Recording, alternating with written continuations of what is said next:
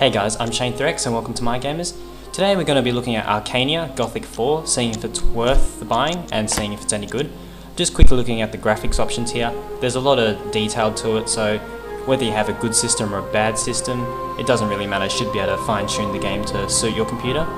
You can visit shane3x.com and you can get the details of my computer on the website. I'm running this on the max setting, so get a rough idea of what sort of prettiness you look at.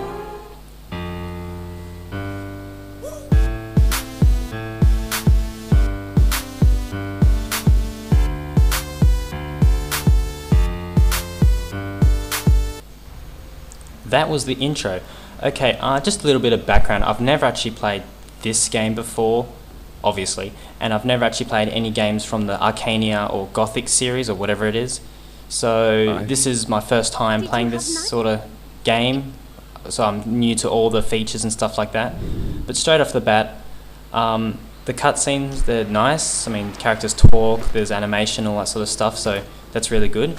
And you get to slay sheep. I mean, how hardcore is that? But it is pretty good. I'm just getting a feel for the game, just seeing what sort of combat system it has. And it is a dynamic one. It's not one of those, World of Warcraft sort of things where you stand next to each other and you take turns having hits. You can actually dodge in real time, attack in real time. And there's just quite a lot in this game. Now, the demo offers about 2 hours of play, which from playing this is quite a lot. Obviously I only have 15 minutes to play, so yeah. The story seems really deep. Reading into the quests and stuff like that, it seems like it's pretty good. I didn't actually bother to read any of the quests or do the cutscenes this game through. Game through? That's not a word.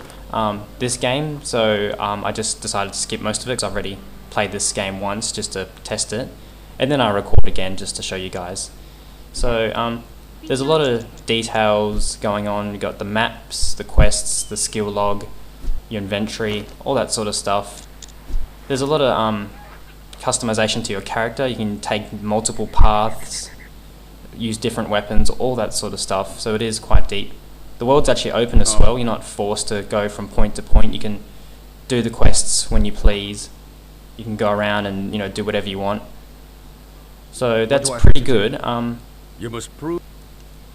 The first part where you have a stick is kind of lame, but I guess they're just trying to flesh out the story. So now we're just heading off to do a quest. The graphics are absolutely gorgeous. I mean, there are some parts in the game which do confuse me a bit, like when I ran into bushes, the bushes just disappear. I definitely would have liked to have seen a little bit more realism. I mean, if you run through a bush in real life, it doesn't disappear. But yeah, that's probably something that can't be helped. And I'm not sure how smooth the gameplay looks to you guys, but when I'm not running fraps, it's a lot better. But fraps tends to just kill everything. I'm also using Game Booster, so that helps a little bit, I suppose. Actually, probably helps a lot, but yeah. Okay, yeah, just some more cutscenes. This guy is awesome though. You get to fight him, and he's got a sword, and you can beat him off with a stick. Now, if you can beat him off with a stick, that's that's pretty epic of this guy. For some reason, he reminds me of like a Celt, like just a William Wallace sort of. Oh, no, that's a Scott Celt, or whatever. Just a. He's just awesome. But yeah, this is just some of the combat system here. You can do some combos. There are different attack types, and obviously you can get different weapons and stuff later on as you progress. And I do a lot of rolling around here trying to dodge attacks. You can sort of visually tell that he's charging up to do an attack, and what I do is I just like to roll away trying to dodge it.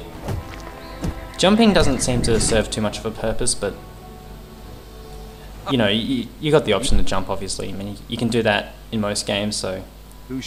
And also there's when you chat, you can pick different options. At the moment, they don't seem to actually affect gameplay as such. They're more just story elements, and every time you click something, you get a bit more info. But I'm guessing as you progress, you will get choices, and depending on what you choose, different things will happen. So yeah, just playing this game and looking over everything, it seems like it would last a very long time. So that's definitely a plus for value for money. Also, when you do buy this game, you get Gothic 3 with it.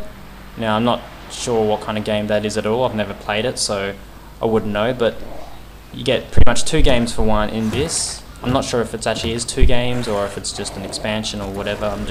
I'm assuming it's a standalone game, so you know, you can always gift that maybe. I'm not sure if you can actually separate bundles and gift them, but you know, I guess someone will tell me eventually. So just a little bit more of the action here. Picking up one of these goblins' axe or picks or whatever they've got. Just picking up some of the stuff. And obviously you can go around in the world and sell these spare things to shops, I would assume anyway. Now, I didn't really get to play around with the skill system too much. I did level up I think once, but I'm not sure if I could get any skills or not, so I didn't really bother playing around with it too much. I was more just trying to get as much packed in as possible to see what sort of content the game offers. And it's pretty good, honestly. I'm leaning towards saying buy this, but because the demo is 2 gig, you might want to watch a couple of other videos before you decide, or you know, if you're not living in Australia, then download the demo yourself, because in Australia we have download limits and quotas and bandwidth caps and everything like that.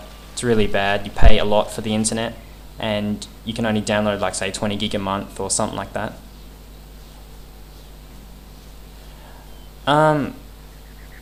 Yeah, don't worry about that. That was just my sister behind me. Anyway, so what was I saying? Oh yes, and generally the peak times too. So during the first 10 hours of the day, you can only download so much, and then once you download within another certain time, which is pretty much night time, you get another amount. I'm actually just constantly turning back because I think my sister and her friend are gonna keep watching me. I really don't like when people watch me. That's why I do these videos at night.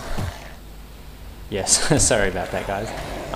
Yeah, so you might have 10 gig, you know, between 8 and 12, and then another 10 gig between the rest of the time. So it is pretty crap, to be honest. But why am I talking about that now? Yeah, so just more of the combat here. And actually, when I was walking up this path before, there weren't any goblins there. I think they're goblins.